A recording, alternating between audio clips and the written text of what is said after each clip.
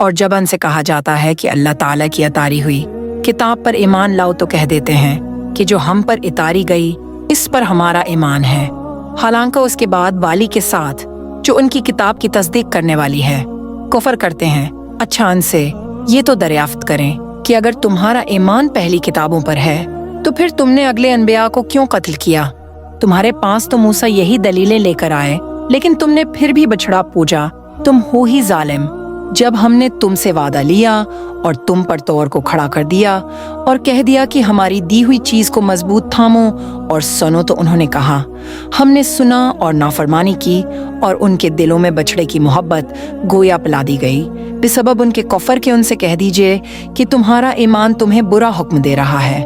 اگر تم مومن ہو، آپ کہہ دیجئے اگر آخرت کا گھر صرف تمہارے ہی لیے ہے، اللہ کے نزدیک اور کسی کے لیے نہیں، تو آؤ اپنی سچائی کے ثبوت میں موت طلب کرو، لیکن اپنی کرتوتوں کو دیکھتے ہوئے کبھی بھی موت نہیں مانگیں گے۔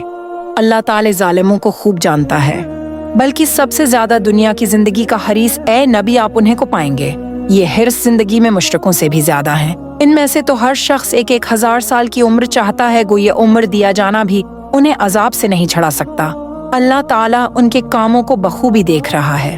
اے نبی آپ کہہ دیجئے کہ جو جبرائیل کا دشمن ہو، جس نے آپ کے دل پر پیغام باری تالی اتارا ہے، جو پیغام ان کے پاس کی کتاب کی تصدیق کرنے والا اور مومنوں کو ہدایت اور خوشخبری دینے والا ہے، تو اللہ بھی اس کا دشمن ہے۔ جو شخص اللہ کا اور اس کے فرشتوں اور اس کے رسولوں کا اور جبرائیل اور میکائیل کا دشمن ہو، ایسے کافروں کا دشمن خود اللہ ہے۔ اور یقیناً ہم نے آپ کی طرف روشن دلیلیں بھیجی ہیں جن کا انکار سوائے بدکاروں کے کوئی نہیں کرتا۔ یہ لوگ جب کبھی کوئی عہد کرتے ہیں تو ان کی ایک نہ ایک جماعت اسے توڑ دیتی ہے، بلکہ ان میں سے اکثر ایمان سے خالی ہیں۔